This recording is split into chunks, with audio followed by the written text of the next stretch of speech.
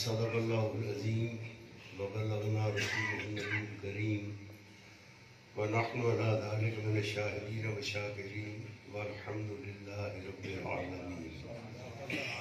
مولاي صلی وسلم دائما ابدا على حبیبک خیر الخلق كلهم هو الحبیب الذي ترجى شفاعته لكل هول من الاحوال مقتحم محمد سید الأولين والفريقين من عرب ومن عجم. إن الله وملائكته يصلون على النبي يا أيها الذين آمنوا صلوا عليه وسلموا تسليما. الصلاة والسلام وعلى آلك وأصحابك يا حبيب الله. الصلاة والسلام عليك يا رسول الله وعلى آلك وأصحابك يا حبيب الله.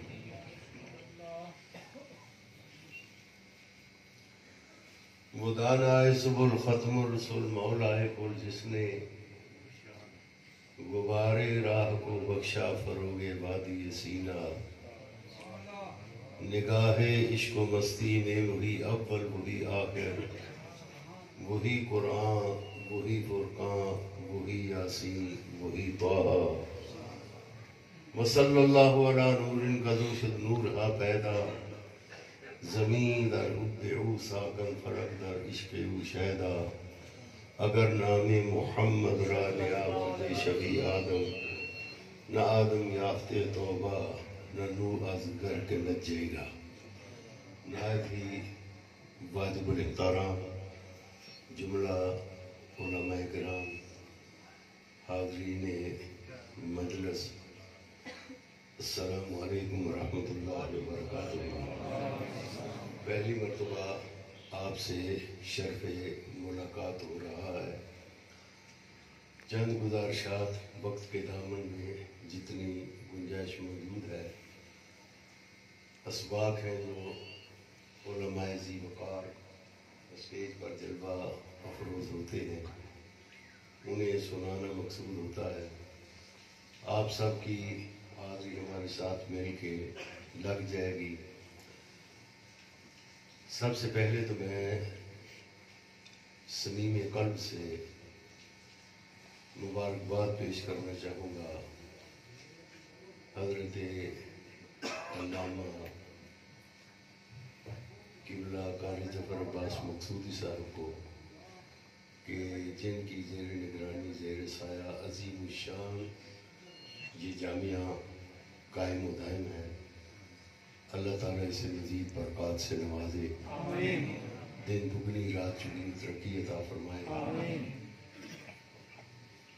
وہی راتیں اور وہی دن کارآمد ہیں جو قال اللہ تعالیٰ وقال الرسول میں گزر جائے.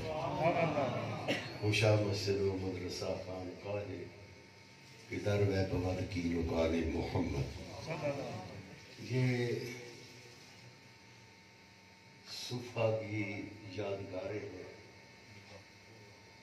یہ سارے یہ مدارس اور اساتذہ اور طلباء، ان کے چہرے پہ جولانیاں، حسن، نکھار، وقار، گفتار، یہ سب کو منور کر رہا ہے ایک مدنی تارہ جس کے سہارے بھی سارا نظام چل رہا ہے.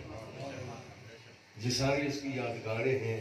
وہ عظیم جامعہ جو مسجد نبی میں عقائد و جہاں صلی اللہ علیہ وآلہ وسلم نے قائم فرمائی تھی، جس میں تصور میں ذرا گم ہو کے اندازہ فرمائے کہ جب ہوتے تھے خدمت میں ان کی ابو بکر عمر عثمان علی، اس وقت رسول عربی کے دربار کا عالم کیا. کہتے ہیں عرب کے ذروں پہ انوار کی بارش ہوتی ہے، اے نجم نہ جانے طیبہ کے گلزار کا عالم کیا ہوگا. ساتھیہ علماء حفاظ کرام پڑھاتے ہیں تو طلباء پڑھتے ہیں، لیکن اس درسگاہ کی کیفیت کیا ہوگی جس کی یہ ساری برانچیں ہیں، جس کا یہ سارا حسن ہے، جس کی یہ ساری شاخیں ہیں، جہاں پڑھنے والوں میں کہیں مقداد بیٹھے ہوں گے، کہیں ابی ہریرہ بیٹھے ہوں گے، کہیں ابن عباس بیٹھے ہوں گے، کہیں ابن مسعود بیٹھے ہوں گے، کہیں ابو ذر بیٹھے ہوں گے اور ان کو پڑھانے کے لیے، ان کے ساتھ پہ دست شفقت رکھنے کے لیے خود تاجدار کائنات محمد رسول اللہ صلی اللہ علیہ وآلہ وسلم جلوہ فروز ہوتے ہوں گے، اور رحمت عالم صلی اللہ تعالی علیہ وآلہ وسلم سے جنہوں نے پڑھا، سبحان اللہ کیا انداز ہوگا۔ رسول اللہ صلی اللہ تعالی علیہ وآلہ وسلم کو اللہ تعالیٰ نے اپنی کتاب مقدس کا شارح بنا کے بھیجا۔ حضور علیہ السلام جب تشریحات فرماتے ہوں گے، جب مسائل بیان کرتے ہیں، مسائل بولنا تو بڑی عظیم شان اور برا ہے۔ رحمت عالم صلی اللہ تعالی علیہ وآلہ وسلم کے چہرے سے بھی ایجوکیشن فیلڈ ہوتی ہے۔ حضور علیہ السلام کے ارشادات عالیہ سے، اب جنہوں نے وہاں سے پڑھا ہے ان کے پڑھنے کا انداز کیا ہوگا اور پڑھانے والے کا انداز کیا ہوگا کہ لوح بھی تو، قلم بھی تو، تیرا وجود الکتاب۔ رحمت عالم صلی اللہ تعالی علیہ وآلہ وسلم کا لہجہ بھی معنی متعین کرتا ہے، حضور علیہ السلام کی ادا وہ بھی معنی متعین کرتی ہے، اور رحمت عالم صلی اللہ علیہ وآلہ وسلم کا فرمان اور تشریحات وہ بھی معنی متعین کرتے ہیں۔ تو وہاں تو انداز ہی پڑھائی کا کچھ اور تھا، بات دور نہ نکل جائے، میں ابتداً عرض کر کے آگے بڑھنا چاہوں گا۔ وہاں تو انداز ہی پڑھائی کا کچھ اور تھا کہ کس طرح وہ سکھاتے تھے، جو سامنے آ جاتا ہے اگر ذرہ ہے تو درخشاں بلال بن جاتا ہے۔ وہاں تو پڑھائی کا طریقہ یہی تھا۔ ایک طالب علم بیٹھا ہوا ہے، رحمت عالم صلی اللہ علیہ وآلہ وسلم توجہ فرماتے ہیں اور وہ اپنی جوتا سناتے ہیں، وہ کہتے ہیں یاد کچھ نہیں رہتا، حافظہ بڑا کمزور ہے، یاد کچھ نہیں رہتا۔ میرے آقا ارشاد فرماتے ہیں اچھا قریب آؤ، وہ قریب آئے، نہ کوئی دم، نہ درود، نہ توعیظ، کچھ بھی نہیں۔ اللہ کے نبی صلی اللہ تعالی علیہ وآلہ وسلم نے ارشاد فرمایا اپنا دامن جو ہے وہ پھیلاؤ۔ انہوں نے دامن پھیلایا، یوں ہوا میں مٹھی بھر کے رحمت عالم صلی اللہ تعالی علیہ وآلہ وسلم نے ان کے دامن میں، ان کی جھولی میں ڈال دیا اور کہا اسے سینے کے ساتھ لگا لو۔ اب وہ حاصل کرنے والے تھے نا، حاصل کرنے والے تھے، ان کا انداز بھی ایسے ہی تھا کہ اس نے یہ نہیں کہا کہ کیا ہے جو مجھے دے رہے ہیں، نظر تو کچھ نہیں آتا، لیکن وہ جانتے تھے کہ مالک کونین ہے، گو پاس خود رکھتے نہیں، دو جہاں کی نعمتیں ہیں ان کے خالی ہاتھ میں۔ انہیں پتا تھا کہ ہاتھ بظاہر تو خالی نظر آتا ہے، لیکن کائنات جو ہے وہ اس مٹھی کے اندر بند ہے۔ اور جب حضور نے فرمایا کہ اسے سینے کے ساتھ لگا لو، جو ہی سینے کے ساتھ لگایا، آج فن حدیث میں سب سے زیادہ روایت اسی شخص کی ہے جسے ابو ہریرہ رضی اللہ تعالیٰ عنہ کہتے ہیں۔ انہوں نے تو اس طرح جام کیے، اس طرح بیٹھ کے انہوں نے پڑھا۔ ماخذ علمی ان کے کیا تھے؟ یا تو لوح بھی تو، قلم بھی تو، تیرا وجود الکتاب۔ رحمت عالم صلی اللہ تعالی علیہ وآلہ وسلم سے جو اب فیض کرتے ہیں اور جو ان کے ماخذ علمی ہیں، ان کے اوپر ذرا نگاہ دوڑائیں۔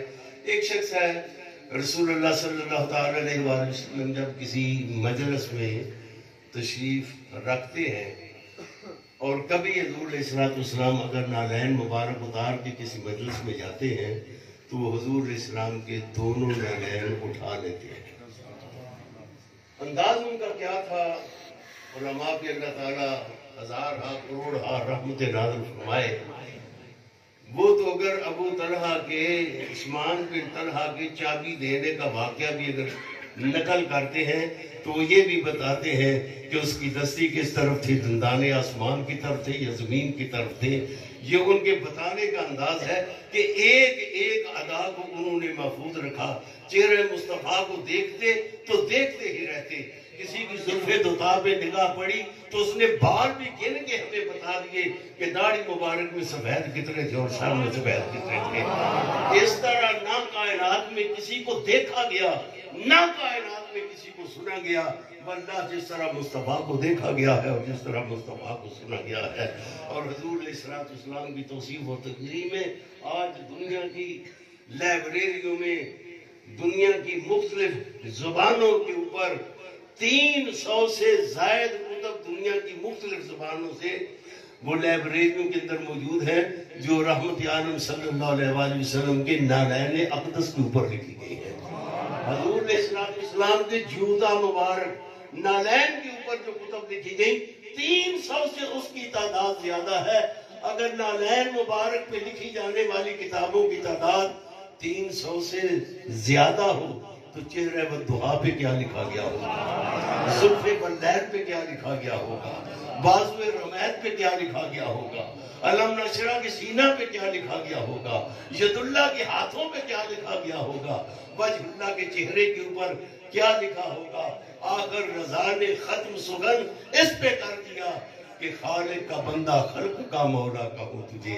تو فرماتے ہیں کہ جو نالین مبارک کو اٹھاتے اور اس کی حفاظت کرتے، لیکن وہاں ان کے اٹھانے کا انداز جو ہے وہ بھی لکھا ہوا کہ جہاں حضور علیہ السلام اپنا پاؤں داخل کرتے وہ اپنا ہاتھ وہاں داخل کرتے اور انگوٹھا یہاں چڑھاتے، اپنا ایک ہاتھ ایک پائے اقدس کے نالین میں، دوسرا دوسرے کے نالین میں داخل کرتے، تو یوں اس کو اپنے سینے کے ساتھ لگا کے کھڑے ہو جاتے۔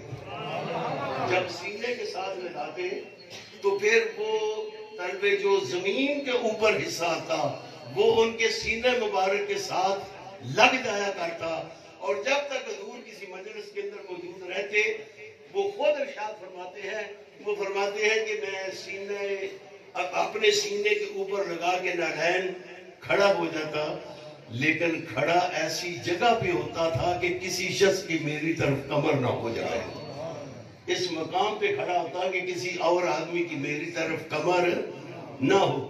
وہ اپنی طرف اپنے آپ کو کمر سے محفوظ نہیں کرتے تھے، بلکہ ان کا خیال تھا کہ حضور کے نالین میرے سینے کے ساتھ لگے ہوئے ہیں، اگر میری طرف کسی نے کمر کی تو حضور کے جوتے مبارک کی بھی ادبی ہو جائے گی۔ وہ جو نالین کو لے کے شخص کھڑا رہتا تھا، آج دنیا اسے ہی مفسر قرآن کے نام سے جانتی ہے، جنہیں اللہ تعالیٰ نے قرآن کی سمجھ جو ہے وہ عطا فرما دی تھی۔ اور وہاں تو مواقع علمی جو تھے اس طرح کے تھے کہ رحمت عالم صلی اللہ تعالیٰ علیہ وآلہ وسلم کسی کو پانی، کسی کو کھجور، کسی کو دودھ یہ پلا کے ساتھ ہی نگاہ التفات فرماتے۔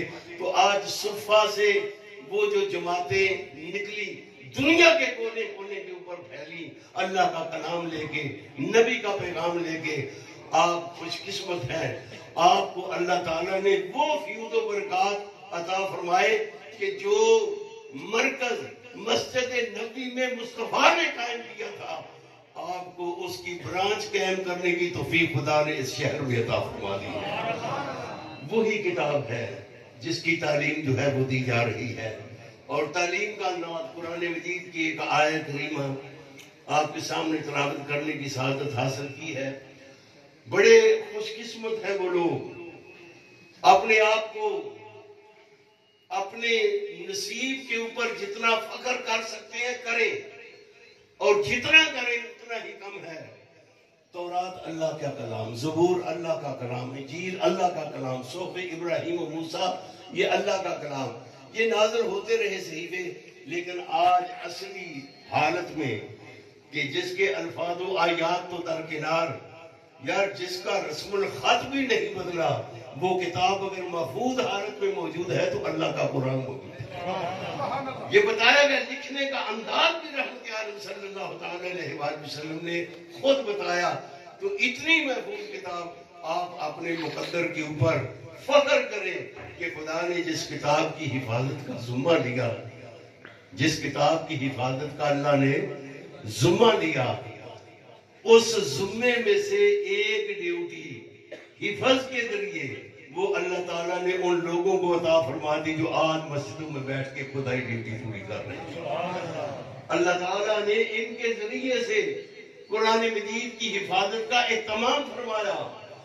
آپ اپنے مقدر کو عروج پر سمجھے کہ جس نے دھوپ لگانے کے لیے سورج کا انتظام کیا، چاندنی پھیلانے کے لیے چاند کا انتظام کیا، خوشبو بکھیرنے کے لیے پھولوں کا انتظام کیا، پانی برسانے کے لیے بارشوں کا انتظام کیا، سبزہ اگانے کے لیے جس نے زمین میں روئیت کی عطا فرمائی، اسی خدا نے قرآن کی حفاظت کے لیے آپ کے سینوں کو منتخب کر دیا۔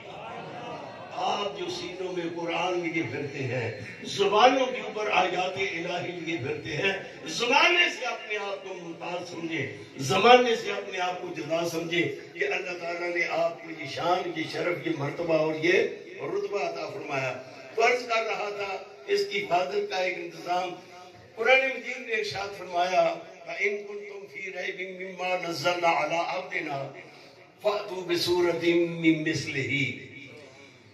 معجزات کی اقسام میں علماء ارشاد فرماتے ہیں کہ ایک قسم تو معجزے کی وہ ہوتی ہے جو قوم کبھی نہ کام کر سکی، نہ کرے، اور پیغمبر ان کے سامنے وہ کام کر کے دکھائے جس کے سامنے پوری قوم جو ہے وہ عاجز ہو جائے۔ یہ معجزے کی اقسام میں ایک قسم ہے۔ معجزے کی اقسام میں ایک قسم یہ ہے کہ کام تو وہی ہو جو قوم صبح بھی کرتی ہے، شام بھی کرتی ہے، دن بھی کرتی ہے، رات بھی کرتی ہے، لیکن جب پیغمبر کہے کہ آؤ، پیغمبر کے مقابلے میں جب آنا پڑے اور پیغمبر کہے کہ آؤ میرے سامنے کر کے دکھاؤ، تو وہی کام جو صبح و شام کرتے ہیں، پیغمبر کے سامنے صورتحال یوں ہو جائے کہ تیرے آگے یوں ہے دبے رچے فصحا عرب کے بڑے بڑے، کوئی جانے منہ میں زبان نہیں بلکہ جسم میں جان نہیں۔ اب یہ عصائے موسوی کی بات ہو نہیں رہی جو اجدہا بنے، نہ کشتی نوح کی بات تھی جو تیر کے چلے، نہ یہ نارے نمرود کے اندر چھلانگ لگانے کا مسئلہ تھا، اور نہ ہی یہ چاہے گلان میں کودنے کا معاملہ تھا۔ معاملہ تو صرف یہ تھا کہ تم دن بھی خطبے پڑھتے ہو، رات بھی خطبے پڑھتے ہو، شعر بھی لکھتے ہو، کلام بھی لکھتے ہو، وعظ بھی کرتے ہو، خطبے بھی پڑھتے ہو، سارا کچھ کرتے ہو۔ تم بھی عربی ہو، میں بھی عربی ہوں، تم بھی عربی بولتے ہو، میں بھی عربی بولتا ہوں، لیکن ایک عربی وہ ہے جو مجھ پہ نازل ہوتی ہے، میں وہ تمہارے سامنے پڑھتا ہوں۔ اگر تمہیں شک ہے میری نبوت اور رسالت اور خدا کی توحید و الوہیت پر، تو میں تمہارے سامنے ایک آیت پڑھتا ہوں، تم میں سے کوئی آ جائے میرے سامنے ایک وہ بھی پڑھ کے دکھائے۔ اب یار میں پوچھنا چاہتا ہوں، کسی اردو دان سے کہو کہ اردو کا ایک جملہ، کسی شاعر سے کہو کہ ایک شعر، کسی مصنف سے کہو کہ ایک جملہ لکھنا ہے، اور کسی اردو دان سے کہو کہ اردو میں ایک سیٹنگ، ایک پیراگراف جو ہے وہ بولنا ہے، اس کے لیے کتنا مشکل کام ہے۔ کچھ بھی اس کے لیے مشکل نہیں، لیکن مشکل کب بنتی ہے جب مصطفیٰ کہے کہ میں بھی عربی بولنے لگا ہوں، تم بھی آ جاؤ، صرف تم نہ ہو، وَادْعُوا شُهَدَاءَكُم مِّن دُونِ اللَّهِ إِن كُنتُمْ صَادِقِينَ، لے آؤ جتنے بھی تمہارے مددگار ہیں ان سب کو لے آؤ، تو جس طرح میں تمہارے سامنے بولتا ہوں ایک آیت تم بھی بول کے سنا دو۔ تو صورتحال کیا تھی؟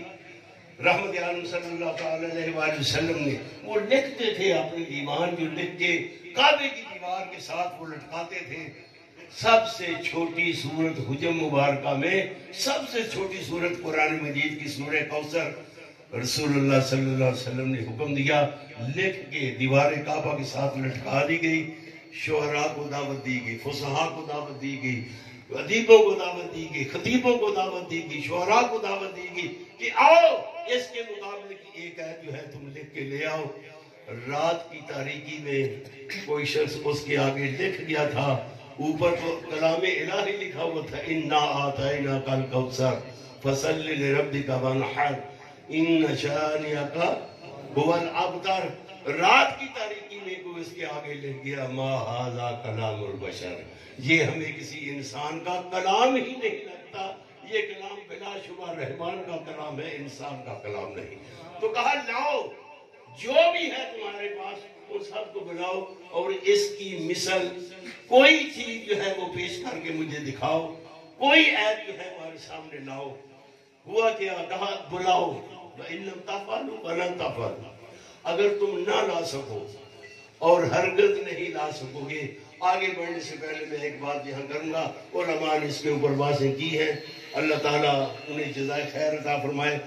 وہ فرماتے ہیں کہ جب ہم کسی چیز کا ترجمہ کرنے لگتے ہیں تو بات کچھ اور کی اور ہی سامنے آتی ہے، وہ یہ ان کنتم فی ریب مما نزلنا علی عبدنا فاتوا بسورۃ من مثلہ، کہ لاؤ اس کی مثل.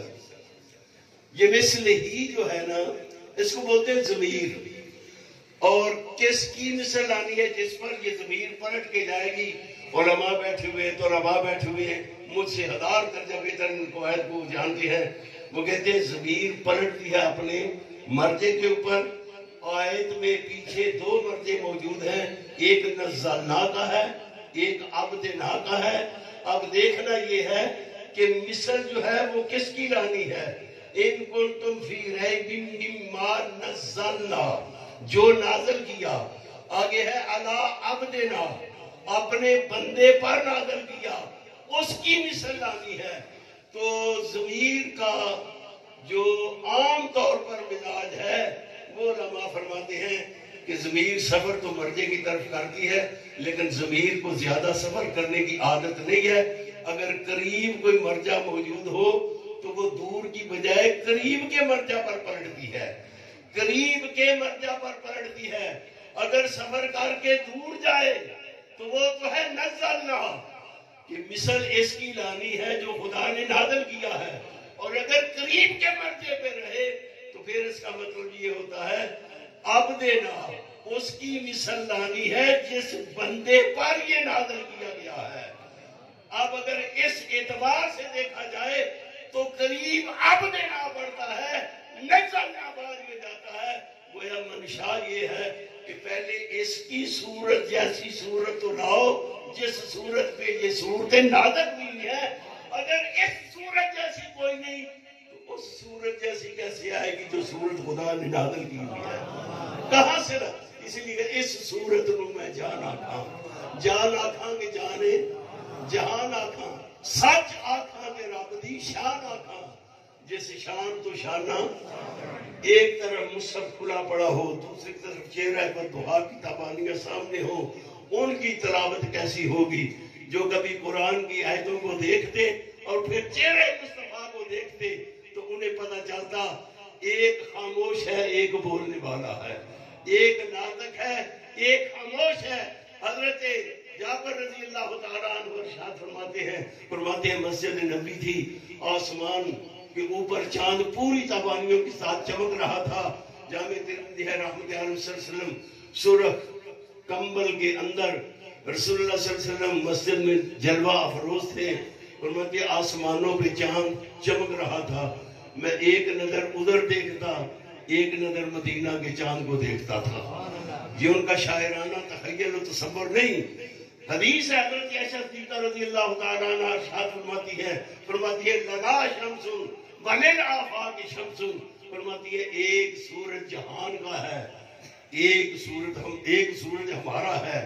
فرماتی ہے لنا شمس وفل آفاق شمس، شمسی خیر من شمس السمائی.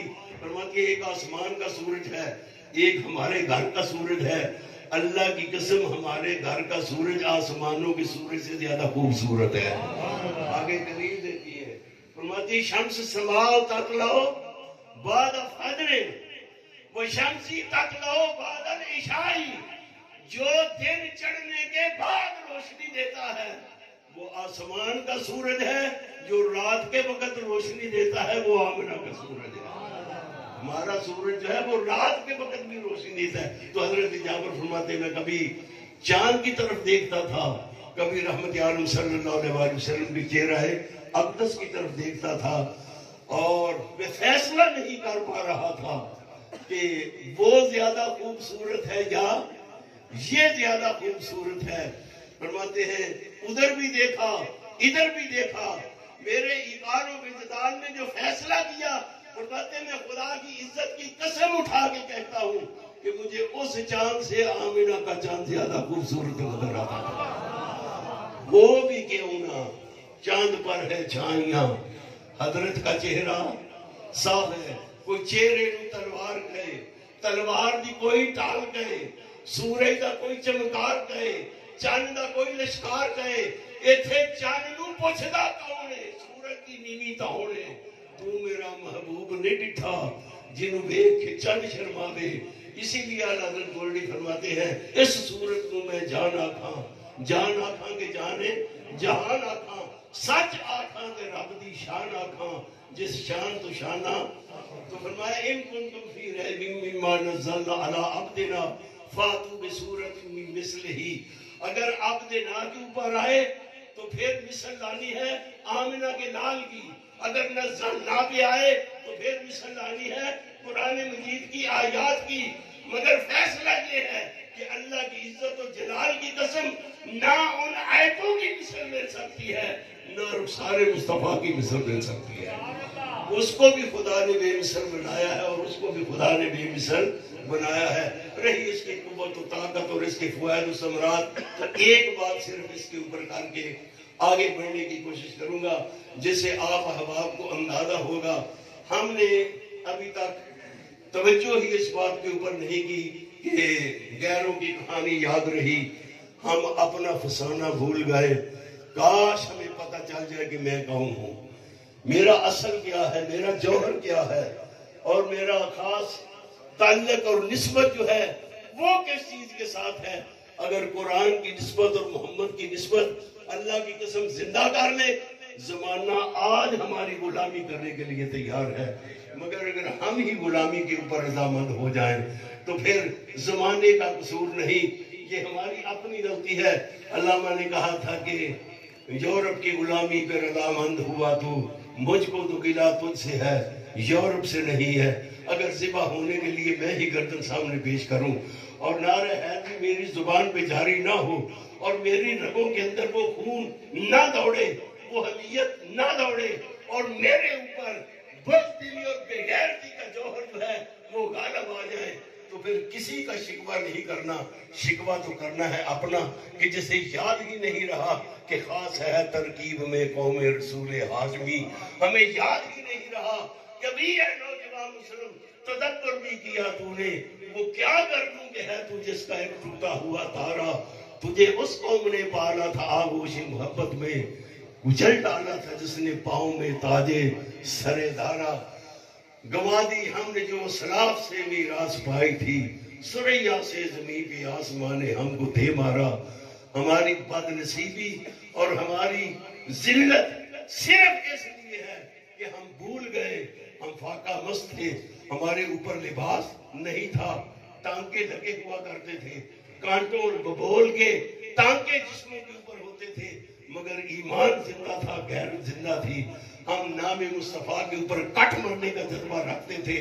जब तक वो जज्बा हमारे अंदर मौजूद था, उनके जो हम गुलाम थे, खलक के पेशवा रहे, उनसे फिरे जहां फिरे। आई कमी वकार में, हमारे वकार में जितनी कमी है सिर्फ इसलिए है कि हमने दामाने मुस्तफा से दूरी इख्तियार कर ली। दामाने मुस्तफा से दूर चले गए।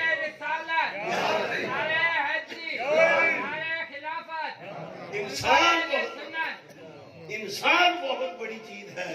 अल्लाह ताला का आखिरी ये शाहकार, खुदावंद ताला के दस्ते कुदरत का ये शाहकार है।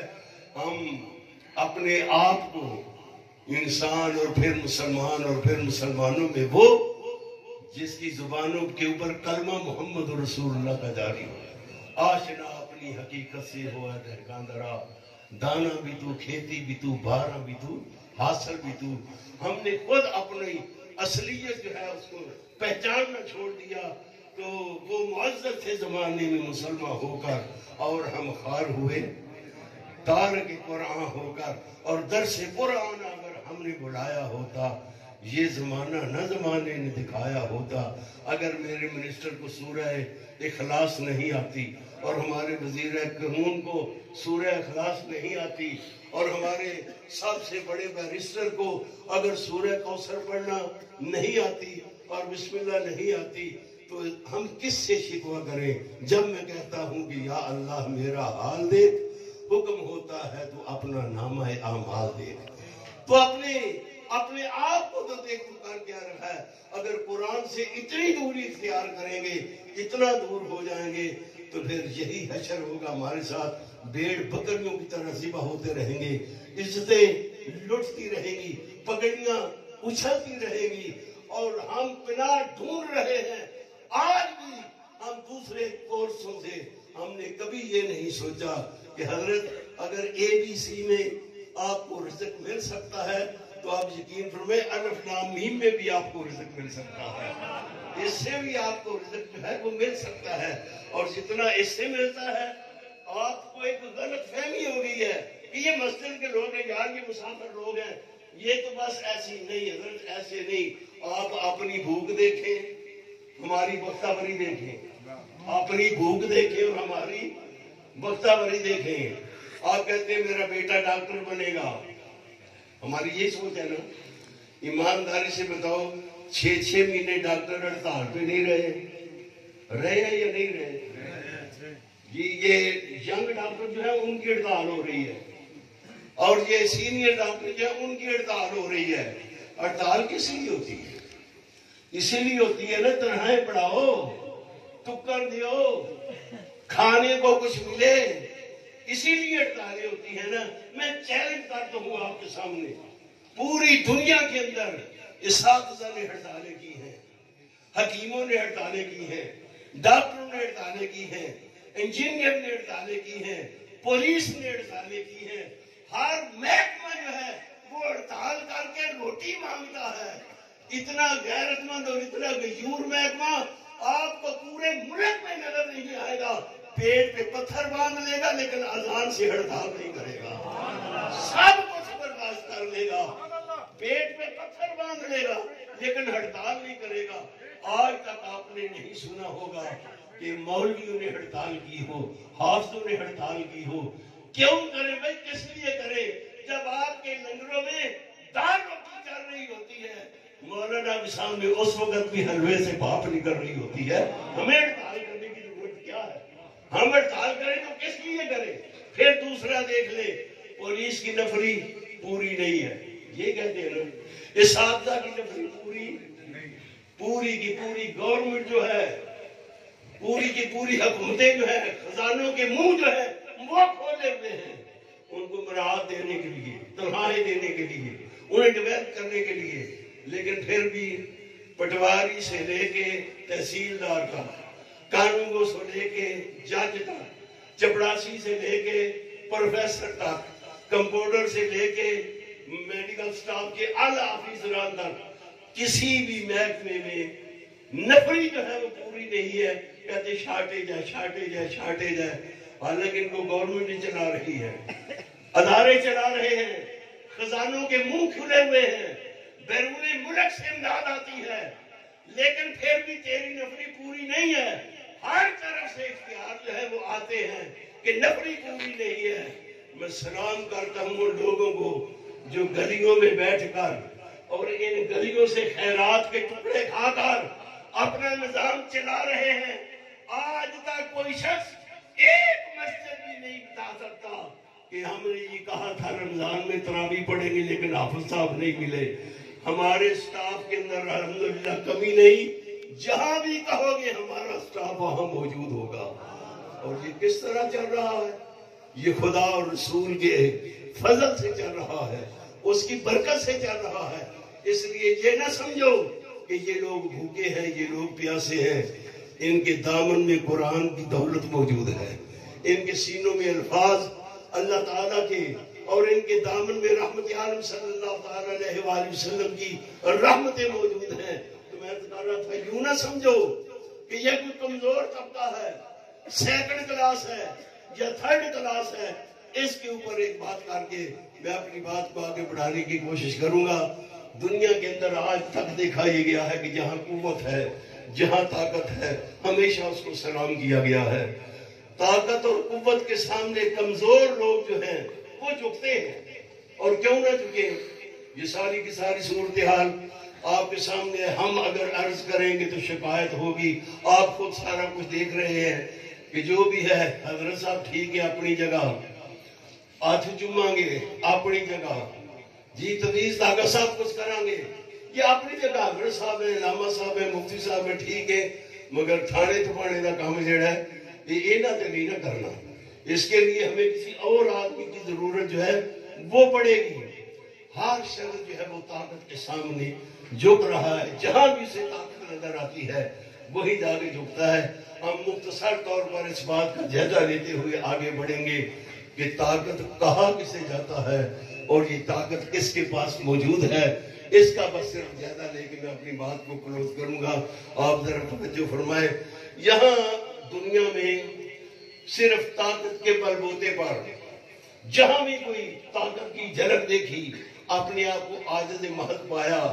انسان کی عادت یہ ہے کہ اس نے وہی اپنی گردن جو ہے وہ جھکا دی. انسان کا لفظ بول گیا گرفت نہ ہو جائے. اصل میں ہم انسان کا نیگیٹو جو ہوتا ہے اس کی تصویر کا جو نیگیٹو ہے ہم وہ بھی نہیں مان سکے. انسان تو بڑی عجیب چیز ہے. انسان تو بڑی عظیم چیز ہے. انسان کے اوپر تو بہت ہی عظمتیں ہیں. آگے بڑھوں گا تو انشاءاللہ ساتھوں تو عرض کر رہا تھا ہم نے طاقت کو سجدہ کیا. کہیں گنگا کی لہروں کو کیا, کہیں جمنا کی موجوں کو کیا, کہیں درختوں کو کیا, کبھی چاند کو کیا, کبھی سورج کو کیا. ہم نے پہاڑوں کے سامنے بھی اپنی گردن جو ہے وہ جھکائی. جہاں طاقت کا کوئی سرچشمہ نظر آیا انسان نے فوراً اپنی گردن جھکا دی. جہاں خود کو مجبور پایا وہی گردن جو ہے وہ اپنی جھکا دی. لیکن یہ طاقت کا سلسلہ چلتے چلتے پہنچا کہاں ہے. میں آپ کو شیخ عبدالواحد بن گرامی کے سابع سنابل کا ایک ورق جو ہے وہ آپ کے سامنے رکھنا چاہتا ہوں. وہ ارشاد فرماتے ہیں ہم نے پہاڑوں کو بلند و بالا دیکھا اور زمین کو تھامے ہوئے دیکھا. ان کی میخوں نے اس نظام کو جب سنبھالے ہوئے دیکھا تو انسان نے پتھروں کے سامنے بھی سجدہ کیا. جہاں اس کی قوت اس کی طاقت سمجھ میں نہ آئی وہیں اس کو دیوتا سمجھ کے اس کے سامنے اپنی گردن جو ہے وہ جھکا دی. لیکن جب پھر کچھ عرصہ کے بعد دیکھا کہ پتھر لوہے کے ہتھوڑوں سے ان کا سر کچلا جا رہا ہے تو انسان نے پہاڑ کو چھوڑ کے آئرن کو اپنا الہ اور معبود جو ہے وہ بنا لیا.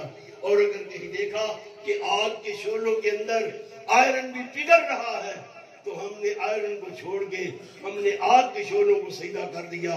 اور پھر جب دیکھا کہ آگ کے شعلے پانی کے سامنے بے بس ہو جاتے ہیں تو ہم نے پانی کی لہروں کو سجدہ کرنا شروع کر دیا. اور پھر جب دیکھا کہ پانی کی لہریں جو ہیں ان کا رخ ہوا کے چھپیڑے بدل دیتے ہیں تو ہم نے ہواؤں کو سجدہ کرنا جو ہے وہ شروع کر دیا.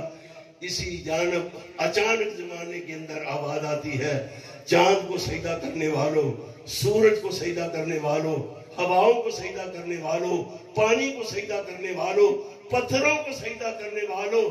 اور تمہیں مدینہ میں ایک ایسا شکل دکھاتے ہیں جو پتھروں کو اشارہ کرے وہ اس کا کلمہ پڑھنا لگ جاتے ہیں. اور پانیوں کو سجدہ کرنے والوں آپ کو وہ شکل دکھاتے ہیں جو پیالے میں ہاتھ رکھتا ہے اس کا ہاتھ کوثر کے ساتھ جا کے جڑ جاتا ہے. ہواؤں کو سجدہ کرنے والوں آؤ آپ کو وہ دکھاتے ہیں وہ جس طرف کو حکم کرتا ہے ہوا ادھر چلنے لگ جاتی ہے.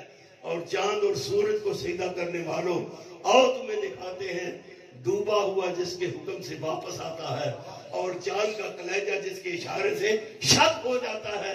آؤ اگر سجدہ کرنے تو اسے کرو. سارے کے سارے جب اس کی بارگاہ میں آتے ہیں تو وہاں سے آواز آ رہی ہوتی ہے اے ذات واحد عبادت کے لائق, اسی کے ہے فرما اطاعت کے لائق, اسی کی ہے ایک ذات سجدے کے لائق کہ کائنات میں اگر الہ ہے تو ایک ہی ہے. اگر سجدہ کرنا ہے تو تم بھی اسے سجدہ کرو جسے محمد سجدہ کر رہا ہے. عرض یہ کر رہا تھا طاقت کے سامنے انسان نے جھکنے کو اپنا شعار بنایا. اور طاقت زمین کے اندر, طاقت پہاڑ کے اندر, طاقت چاند, طاقت پانی کے اندر, طاقت آگ کے اندر, اس کے بعد ہوا کے اندر, اس کے بعد چاند اور سورج کے اندر. یہ باقاعدہ ایک سائنس کا موضوع ہے. پڑھے لکھے حضرات میں سے بخوبی بہتر جانتے ہیں کہ ان کے اندر لائٹ, پاور, سپیڈ, ویلاسٹی وہ سارے اصول جو ہیں ان کو مد نظر رکھتے ہوئے اگر بات سمجھ میں آ جائے تو اسے سمجھنے کی کوشش کریں. یہ ساری کی ساری طاقتیں آخر میں جا کے کہتے ہیں لائٹ کہ انسان نے بڑی رفتار حاصل کی ہے. انسان نے سمندروں کے اندر غوطے بھی لگائے ہیں, فضا کو مسخر بھی کیا ہے, چاند پہ کمندیں بھی ڈالی ہیں، تو آگے یہ عبور کرتا ہے مریخ کی طرف، اپنے رستے جو ہے وہ ڈھونڈ رہا ہے، لیکن کہتے اتنی رفتار کے باوجود بھی ابھی تک یہ روشنی کی رفتار کے ساتھ سفر نہیں کر سکا۔ اگر سفر کرنے کے قابل ہو گیا تو وقت کی اکائیاں ساری کی ساری ختم ہو جائیں گی۔ یہ ایک سائنس کا اصول ہے، اس پر بعد سے قبل میں صرف اشارہ کرتے ہوئے آگے جاؤں گا۔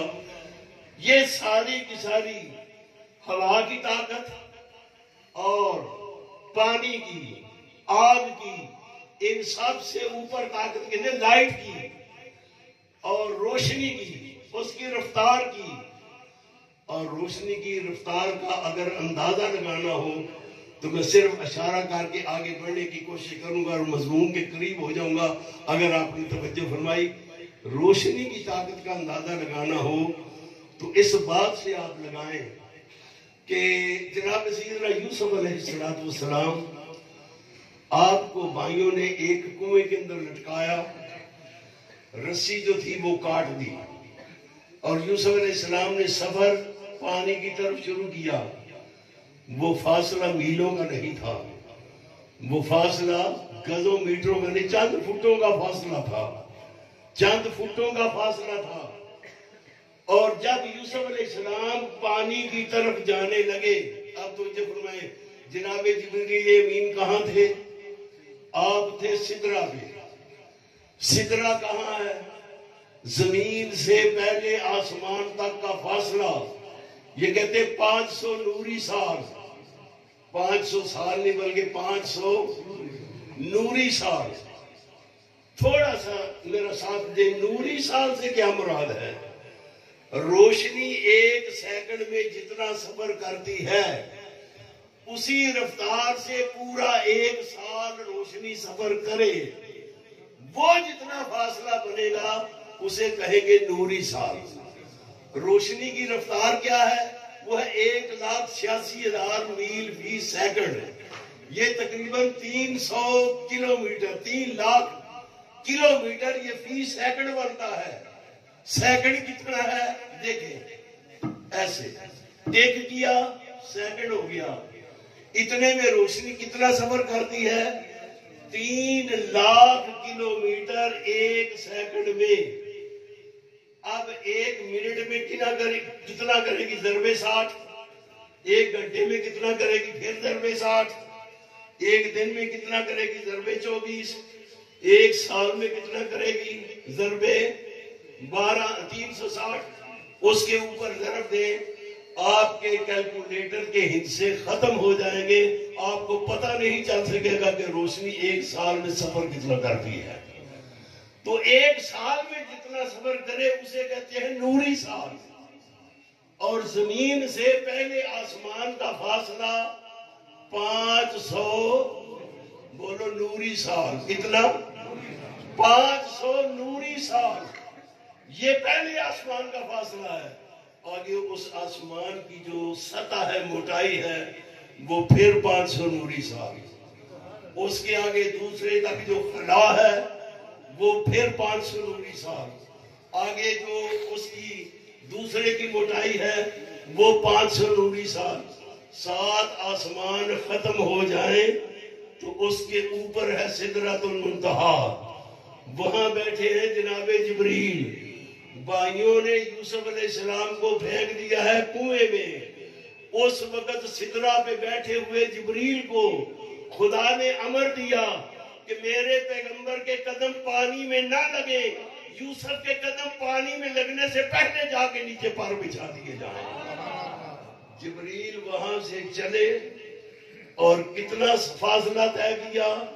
یہ 3500 نوری سال کا فاصلہ یہ طے کیا ہے آنے واحد میں۔ اور یوسف علیہ السلام کے قدم زمین پہ لگنے سے پہلے، پانی میں لگنے سے پہلے، جناب جبریل نے نیچے آ کے ان کے ٹھہرنے کا انتظام فرما دیا ہے۔ پتہ چلا ہے لائٹ کی رفتار کیا ہے؟ یہ نوریوں کا سردار ہے نا، فرشتے کی رفتار جو ہے وہ آپ کو بتا رہا ہوں۔ جناب ابراہیم علیہ السلام آپ تشریف لے جا رہے ہیں منجنیق کی طرف، منجنیق سے آپ نے سفر کرنا ہے نار کی طرف۔ علماء بیٹھے ہیں، کبھی نہ کہیں کہ ابراہیم علیہ السلام کو پھینکا گیا، یار کس کی جرت تھی ابراہیم کو پھینکتا؟ ابراہیم کو تو خود پتا چلا اسے ملاقات کا وقت وہاں دیا گیا ہے کہ وہاں جاؤں گا تو وہاں سے ملاقات ہوگی۔ جناب ابراہیم علیہ السلام نے صبر کیا، منجنیق سے نکلے اور سامنے جو نار جل رہی ہے اس میں اس کی طرف جا رہے ہیں۔ کتنا وقت لگتا ہے؟ سینکڑوں میں۔ جناب جبریل امین وہ کہاں ہیں؟ سدرہ پہ ہیں، اور سدرہ پہ بیٹھے ہوئے جناب جبریل کو یہ حکم ہوتا ہے کہ آگ میں پہنچنے سے پہلے آپ نے وہاں جانا ہے، آگ کو بجھانا ہے، گلزار بنانا ہے، پانی کا چھڑکاؤ کرنا ہے، پھول اگانے ہیں، اور پھر میرے محبوب کا استقبال کرنا ہے۔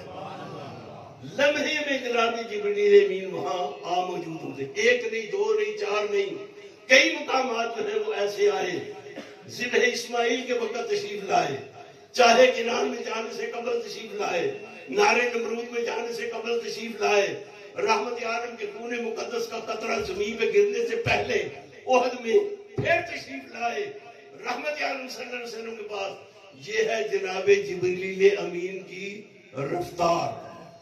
اب آؤ آپ کو ایک اور رفتار جو ہے وہ بتاتے ہیں، پھر آپ کو پتا چلے گا۔ آگاہ اپنی منزل سے ہو ذرا، تمہیں پتا تو چلے تمہیں خدا تیرا جوہر ہے، نوری پاک ہے تو، کہ نور دیدہ اخلاق ہے تو، تیرے سینے زبوں و فرشتہ و حور، کہ شاہین شہ لولاک ہے تو۔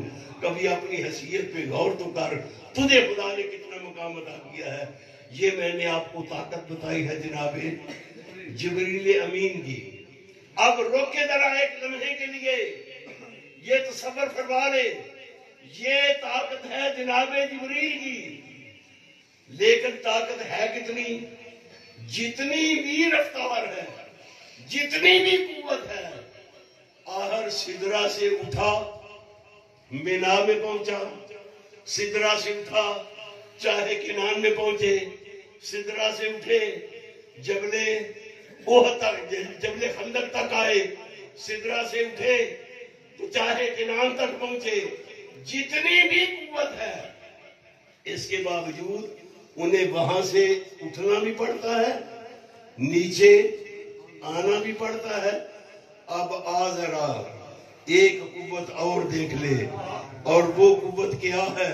وہ یہ ہے کہ جبرائیل کو سدرہ سے اٹھ کے مینا آنا پڑتا ہے، لیکن جب سلیمان علیہ السلام تخت کا مطالبہ کر رہے تھے، آصف بن برقیہ تو نہیں اٹھا تھا، وہ تو وہیں بیٹھا ہوا تھا، اور کہتا ہے میں لا دیتا ہوں، آپ اشارہ کریں تحت آپ کے سامنے موجود ہوگا۔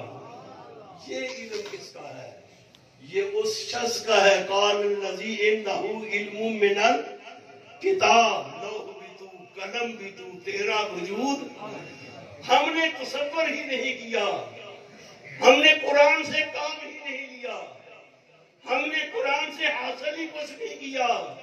علامہ نے کہا تھا کہ قرآن سے تو نے یہ تو سیکھا ہے کہ موت کس طرح آسان ہوتی ہے، جس قرآن سے مرنا سیکھا ہے، کاش اس قرآن سے جینا بھی سیکھ لیتا کہ زندگی جو ہے وہ کس طریقے سے گزاری جاتی ہے۔ تو ادھر ہے قال الذی علم من عنده علم من الکتاب، جس کے پاس کتاب کا علم تھا، اسے نہ جانا پڑا نہ آنا پڑا، کہا صرف آپ اشارہ فرما دیں، اجازت دے دیں، تحت آپ کے سامنے حاضر ہوگا۔ جناب سلیمان نے اجازت دی تو لوگوں نے دیکھا کہ تحت آصف بن برقیہ کے اٹھنے سے پہلے تحت وہاں پر موجود تھا۔ تو یہ طاقت کس کی ہے؟ جس کو اللہ کتاب کا علم عطا فرماتا ہے۔ بولو کس کی طاقت ہے؟ جس کو کتاب کا۔ اب تھوڑا ایک سٹیپ اور آگے بڑھ جائیں، یہ تو ہے جس کو کتاب کا علم عطا فرمایا گیا ہے۔ اور جس کو کتاب عطا فرمائی گئی اس کی رفتار کا عالم کیا ہوگا؟ جس کو کتاب عطا فرمائی گئی اس کی رفتار کا عالم کیا ہوگا؟ کہتے ہیں گئے ہیں آئے ہیں، لیکن سائنسی نقطہ نگاہ سے دیکھتے ہیں تو ہمیں سمجھ نہیں آتی۔ حضرت ہم کہتے ہیں کہ جتھے سائنس کی مت ماری جائے اتوں ہی تو سرکار کا معجزہ شروع ہوتا ہے۔ سرکار کا معجزہ وہاں سے شروع ہوتا ہے جہاں سائنس کی مت نہیں سمجھ آتی کہ کس طرح گئے۔ آپ کہتے ہیں دیواریں ہیں، وہ گئے کس طرح اور آئے کس طرح؟ میں نے کہا یار جا بھی سکتے ہیں آ بھی سکتے ہیں، بس آخری بات ہے توجہ فرما لیں، جا بھی سکتے ہیں اور آ بھی سکتے ہیں۔ جی کس طرح جا سکتے ہیں اور کس طرح آ سکتے ہیں؟ میرے پاس ایک کلپ ہے، مولانا نہیں مانتے، وہ کہتے ہیں ایسا ممکن نہیں ہے۔ جی میرے کو فون دیتے ایک تقریر ہے، اس تقریر میں یہ ہے کہ وہ کہتے ہیں نہیں یہ روحانی معراج ہوا ہے، جسمانی نہیں ہوا، کہ جسموں کے ساتھ وہاں جایا نہیں جاتا۔ میں نے کہا ایسا کرو یہ مجھے سینڈ کر دو، فرصت کے وقت میں خود اسے سن لوں گا۔ اس نے اس طرح بٹن دبایا اور کہنے لگا جی سینڈ ہو گیا ہے، تقریر تہاڈے کول پہنچ گئی۔ میں نے اپنا موبائل نکالا، میں نے کہا خدا کے بندے نہ اس میں کوئی سوراخ ہوا نہ اس کا کوئی دروازہ کھلا، یہ تو بند ہے اور پلاسٹک ہے، اس کے اندر تو کوئی دروازہ نہیں، اس کے اندر کس طرح وہ داخل ہو گیا؟ کہتے جی اس بات کو چھوڑے، آپ چیک کریں، میرا مولوی تہاڈے موبائل میں پہنچ گیا ہے، میرے مولوی صاحب آپ کے موبائل میں آ گئے، آپ چیک کریں۔ میں نے کہا یار یہی تو میں پوچھ رہا ہوں کہ میرا موبائل ٹوٹا نہیں، یہ کھلا نہیں، اس میں دراڑ نہیں آئی، اس میں لکیر نہیں آئی، وہ تیرے سے نکل بھی آیا ہے، میرے میں داخل بھی ہو گیا ہے، یہ ہوا کیسے؟ وہ کہتے ہیں سمجھ مینوں بھی کوئی نہیں پر ہو گیا آجے، کہتے ہیں سمجھ مجھے بھی نہیں پر ہو گیا۔ میں کہا خدا کے بندے اسی طرح مان لے، نہ تجھے سمجھ ہے نہ مجھے سمجھ ہے، مگر وہ گیا بھی ہے اور آیا بھی ہے، وہ وہاں گیا بھی ہے اور آیا بھی ہے۔ آپ سمجھیں یا نہ سمجھیں، حضرت معجزہ کہتے ہی اس کو ہے جہاں تیرے علوم و فنون کی انتہا ہوتی ہے، جہاں تمہاری عقلوں کی ختم ہو جاتی ہے، اس کے آگے معجزہ آقا دو جہاں سید کائنات کا شروع ہوتا ہے، معجزہ کہاں ہی سے جاتا ہے۔ کہنے لگا جی یہ تو بات نہیں، وہ آپ کہتے ہیں کہ گئے ہیں۔ میں نے کہا جی گئے ہیں، پھر تو مسئلہ اور بن گیا۔ میں نے کہا جی ان کی مسئلہ بنے ہے۔ وہ کہنے لگا مسئلہ یہ بنا کہ جاتا تو وہ ہے جو پہلے وہاں نہیں ہوتا، تو اگر وہ گئے ہیں تو اس کا مطلب پہلے وہاں موجود نہیں تھے، اور مکہ سے وہ جب گئے ہیں مسجد اقصیٰ میں تو پھر پیچھے مکہ میں نہیں تھے، اقصیٰ سے پھر گئے سدرہ میں تو پھر وہاں نہیں تھے، تو آپ تو کہتے ہیں وہ ہر جگہ ہوتے ہیں، تو یہ تو آنا جانا اس بات کی دلیل ہے۔ میں نے کہا یہ بھی کسی مولوی صاحب نے بتایا؟ کہتے جی آپ ایک ہو انجینئر صاحب کی یہاں دینے پہ ہے۔ میں کہا آپ ایسے کریں کہ میرے پاس ٹائم نہیں، انجینئر کو بھیجے میرے موبائل میں اور میں خود سن لوں گا۔ پھر بٹن دباتا کہتا لو جی مرزا صاحب تہاڈے موبائل پہنچ گئے، خود سن لینا۔ میں نے کہا تو اگر آپ کو سننے کی ضرورت پیش آئی تو آپ کیا کریں گے؟ آپ نے اگر سننا ہو تو آپ کیا کریں گے؟ وہ کہتے نہیں جی میرے بچ بھی موجود ہے پر اوتھے بھی ٹر گیا ہے، میرے پاس بھی ہے پر آپ کے پاس بھی پہنچ گیا ہے۔ میں کہا تیرا مرزا اوتھے رہندیا میرے کو بھی آ گیا نا جی۔ میں کہا خدا کے بندو یہ ساری تشبیہیں چھوڑو، یہ سارے امکانات رد کرو۔ جب خدا کہہ رہا ہے میں لے کے گیا ہوں، وہ لے جا بھی سکتا ہے وہ لا بھی سکتا ہے، جیسے چاہے وہ فرما سکتا ہے۔ حضرت تشریف لے آئے، ایک بات کہہ کے خواجہ معین الدین چشتی میری رحمۃ اللہ علیہ نے ایک بات درج کی ہے فوائد الفوائد میں، اس کے بعد اپنی بات جو ہے اس کو کلوز کرتا ہوں۔ یہی پیغام ہے، یہی خلاصہ ہے، اور یہی آپ کی اصلاح معاشرہ جو کانفرنس ہے اس کے لیے بطور خاص ایک پیغام ہے۔ حضرت خواجہ صاحب ارشاد فرماتے ہیں آقا دو جہاں صلی اللہ تعالی علیہ وآلہ وسلم جلوہ فروز تھے، اور حضور علیہ الصلوۃ والسلام نے ام المومنین حضرت عائشہ صدیقہ رضی اللہ تعالی عنہا آپ سے یہ بات کی.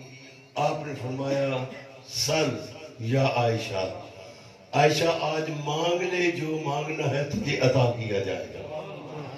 آج پوچھ لے، جو پوچھنا ہے تجھے بتایا جائے گا، اور مانگ جو مانگنا ہے تمہیں عطا کیا جائے گا. یہ ایک نہیں، کبھی جناب عائشہ سے رسول فرماتے ہیں، کبھی جناب ربیہ سے رسول فرماتے ہیں، کبھی جناب بلال سے رسول فرماتے ہیں. ایسا وہی کہہ سکتا ہے جس کو یہ پتا ہے کہ میں نے کہہ دیا تو جو کہوں گا میری خدا ٹالے گا نہیں، میرے سوال پہ خدا میرے خزانوں کو بھر دے گا. میں جس کے ساتھ جو وعدہ کروں گا. حضرت ربیہ سے بھی یہ کہا سال یا ربیہ، ربیہ مانگ کیا مانگتے ہو؟ حضرت عائشہ سے پوچھا. حضرت عائشہ نے عرض کیا اب یہ اگر بات ماں و شما تک ہوتی چہ نسبت خاکرہ با عالم پاک، ہمارے ہاں اگر ایسی بات ہو تو یا تو پلاٹ کی سفارش ہوتی، یا گاڑی کی، یا زیور کی، یا موبائل کی، یا کسی چیز کی. اب پوچھا عائشہ سے جا رہا ہے، مانگنا اس نے ہے، دینا مصطفیٰ نے ہے. جوری حضرت عائشہ کی ہونی ہے، برنی آقا دو جہان ہے، امر پیچھے خدا کا کام کر رہا ہے. تو حضرت عائشہ نے موقع کو غنیمت جانتے ہوئے کہا یہ موقع ہر روز تو آتے نہیں ہیں. کہا یا رسول اللہ صلی اللہ علیہ وسلم اگر اجازت ہو تو مجھے کچھ مہلت چاہیے سوچنے کے لیے، مشورے کے لیے. کہا کس سے مشورہ کرو گی؟ کہا مشورہ آپ کے یار غار ابو بکر سے، اپنے باپ سے، اور کس سے کرنا ہے؟ رحمت عالم صلی اللہ علیہ وسلم نے کہا سوچ کے بتا دینا. حضرت عائشہ رضی اللہ تعالیٰ عنہ 2 دن کے بعد رسول اللہ صلی اللہ علیہ وسلم نے پوچھا. کہا اللہ کے نبی فیصلہ ہو گیا، میں سوال کرتی ہوں آپ عطا فرمائیں. رسول اللہ صلی اللہ علیہ وسلم نے پوچھا پوچھو کیا پوچھتی ہو؟ تو کہا قرآن مجید نے معراج کا سفر نامہ بیان کیا ہے. مکہ سے قرآن نے شروع کیا سبحان الذی اسری بعبدہ لیلا من المسجد الحرام الی المسجد الاقصی، پھر عند سدرۃ المنتہی ما یغشی السدرۃ اذ یغشی السدرۃ ما یغشی، سدرۃ المنتہی سے آگے کیا. ثم دنا فتدلی فکان قاب قوسین او ادنی، جہاں تک مقام بشریت جا سکتا تھا وہاں تک رسول گئے. جب رسول ٹھہرے او ادنا، اللہ کی رحمت خود قریب تشریف لائے، اللہ کے طرف خود تشریف لائے. پھر ثم دنا فتدلی، پھر فکان قاب قوسین، فاصلہ رہ گیا 2 کمانوں کا. او خدا نے مکے سے لے کے اقصی تک، اقصی سے لے کے سدرہ تک، سدرہ سے لے کے لامکان تک، لامکان سے خلوت کی ملاقات میں ثم دنا فتدلی تک، فکان قاب قوسین تک بیان کیا. اب جب یہ بات ہو تو ہر سننے والے کے کان کھڑے ہو جاتے ہیں. ارشاد باری تعالیٰ فاوحا الی عبدہ، پھر بات کی ہم نے اپنے بندے کے ساتھ، سب کے کان کھڑے ہو گئے کہ دیکھیں قرآن تو وہ ہے جو زمین پہ بھی نازل ہوتا تھا، قرآن تو وہ ہے جو مکہ میں بھی نازل ہوا، مدینہ میں بھی نازل ہوا، سفر میں نازل ہوا، حضر میں نازل ہوا، بدر میں نازل ہوا، احد میں نازل ہوا. اب یہ بات دیکھیں کیا ہے جو لامکان پہ بلا کے مصطفیٰ کے ساتھ کی گئی ہے. سب کے کان کھڑے ہوئے تو جواب کیا آیا؟ فاوحا الی عبدہ ما اوحا، ہم نے بات کی اپنے بندے سے. سب نے پوچھا کیا بات کی؟ فرمایا ما اوحا، کہ ساری آپس دی کو گالے جو بھی کی تھی کر چڑی، جو بھی ہوا ہو گیا. حضرت عائشہ رضی اللہ تعالیٰ عنہ ارشاد فرماتی یا رسول اللہ وہ باتیں، وہ وحی خاص جو اس مقام پہ بلا کے اللہ نے آپ سے فرمائی تھی، اگر ان باتوں میں سے اللہ کا امر ہو، اجازت ہو یعنی، اور میرا سینہ اگر کسی بات کا متحمل ہے تو ان میں سے ایک بات ارشاد فرما دیجئے جو شب معراج خدا نے تم سے فرمائی تھی. یہ سارے کا سارا اس کانفرنس کے خلاصے کا پیغام ہے جو عرض کرنا چاہتا ہوں. رحمت عالم صلی اللہ علیہ وسلم نے ارشاد فرمایا عائشہ وعدہ کیا ہوا ہے ضرور بتاؤں گا.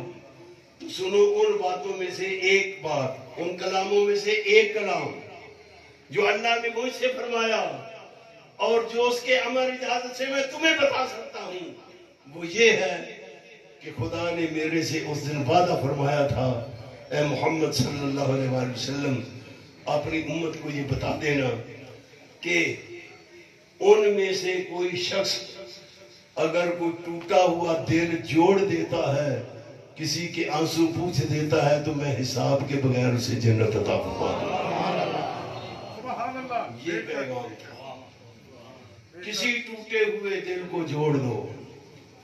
یہ نماز، تسبیح، مصلی، کیل و کال، یہ ساری باتیں بعد میں آئیں گی۔ پہلے گلی میں دیکھ لو کسی کے گھر کا چولہا بجھا ہوا تو نہیں ہے، کوئی مریض کرا تو نہیں رہا، کوئی علاج اور ٹریٹمنٹ کی وجہ سے پریشان تو نہیں ہے، کسی کا بچہ تعلیم کی وجہ، فیس نہ ہونے کی وجہ سے کسی کا داخلہ تو نہیں رکا ہوا، اور پیسے نہ ہونے کی وجہ سے کسی کا علاج تو نہیں رکا ہوا، اور رقم نہ ہونے کی وجہ سے کسی کی ڈولی تو نہیں رکی ہوئی، اور پیسے نہ ہونے کی وجہ سے کوئی پریشان تو نہیں ہے۔ اگر ایسے کسی پریشان کی پریشانی دور کر دی، خدا حساب کے بغیر تمہیں جنت عطا فرمائے گا، حساب کے بغیر عطا فرمائے گا۔ لیکن ہماری صورتحال جو ہے اس معاملے میں ذرا پتلی ہے۔ آپ دیکھتے ہیں، پوچھیں کہ دیکھیں کیوں پک رہی ہے، تو جواب یہی ملے گا، جو کل بھوک سے مر گیا تھا آج اس کا 40 ماہ ہے، آج اس کا ختم ہے۔ زندگی میں تو اسے کسی نے نہیں دیا، اور آج اس کے لیے سارا اہتمام جو ہے وہ کیے جا رہا ہے۔ رات کو بیٹھا ہو، سردی کی راتیں ہوں، اور ڈرائی فروٹ تیرے سامنے پڑا ہوا ہو، اور آپ بڑے مزے سے پورے اہل خانہ کے سمیت بیٹھ کے وہ ڈرائی فروٹ کھا رہے ہوں، لحافوں میں پڑے ہوں، ہیٹر چل رہے ہوں، تو اتنی شدید سردی میں گلی میں سے جب آواز آتی ہے گرم انڈے، کبھی باہر نکل کے پوچھنا، بیٹا تو اپنی ماں کے پاس کیوں نہیں جاتا، لا جتنے ہیں میرے پاس رکھ دے، یہ پیسے پکڑ اور اپنی ماں کے لحاف میں جا کے سو جا، تیری ماں کو بھی نیند آ جائے گی۔ ایک دن ایسا انتظام کر دے تو یقین جان اللہ تیری بغیر حساب کے بخشش فرما رہا ہے۔ عید کے دن میں جب باہر نکلتا ہوں دیکھتا ہوں کہ عید کے دن بھی اگر گاڑی رکے تو باہر کوئی چھلی بیچنے والا ہے یا روڈ کے اوپر کوئی جوتے پالش کرنے والا ہے، مجھے شرم آنی چاہیے اس کے سامنے اپنا پاؤں کرتے ہوئے۔ وہ دن ایسا ہے کہ اس کے سر کے اوپر ہاتھ رکھ، 150 اسے دے دے، تو گھر سے نکلا ہے دوستوں کے ساتھ ڈنر یا لنچ کرنے کے لیے، پتہ نہیں کتنے ہزار کو لگا کے آئے گا، اس کو 500,000 تھما دے، وہ جا کے اپنے ماں باپ کی یا چھوٹے بہن بھائیوں کے ساتھ جا کے عید کرے، پھر دیکھ خدا تمہیں کتنا ثواب عطا فرماتا ہے، کتنا تمہیں اجر عطا فرماتا ہے۔ حضرت عائشہ نے فرمایا، رسول اللہ صلی اللہ علیہ وسلم نے جب یہ فرمایا حضرت عائشہ نے، تو سیدنا صدیق اکبر رضی اللہ تعالیٰ عنہ یہ سن کے آپ کے ساروں قطار آنسو جاری ہو گئے۔ حضرت عائشہ نے پوچھا، بات تو بڑی خوشی کی ہے کہ ایک چھوٹا سا کام کرو تو جنت واجب ہوگی، ابو آپ نے کیوں رونا شروع کر دیا ہے؟ حضرت ابوبکر رضی اللہ تعالیٰ عنہ نے ارشاد فرمایا، عائشہ میری توجہ اور جانب چلی گئی ہے، اگر دل جوڑنے سے، اگر ٹوٹا ہوا دل جوڑنے سے بغیر حساب کے جنت واجب ہوتی ہے، تو جو دل توڑتے ہیں ان کا کیا حشر ہوگا، ان کا کیا ٹھکانہ ہوگا؟ جو بھائی بھائی کا گریبان پکڑے ہوئے ہے، باپ بیٹے میں تنازع ہے، ساس اور بہو میں چل رہی ہے، ہمسایوں کے اندر عداوت ہے، اولاد حق مانگ رہی ہے باپ نہیں دے رہے، یا ان کے معاملات جو ہیں، فرمایا کہ جوڑنے سے اگر جنت ملتی ہے تو توڑنے والے کا کیا حشر ہوگا؟ اسی کا خلاصہ عارف کھڑی نے پیش کیا تھا، مسجد ڈھا دے، مندر ڈھا دے جو کوئی ڈھیندا، ایک کسی دا دل نہ ڈھائیں، رب دلہ میں درندہ۔ اللہ سمجھ اور عمل کی توفیق عطا فرمائے۔ وآخر دعوانا ان الحمدللہ رب العالمین۔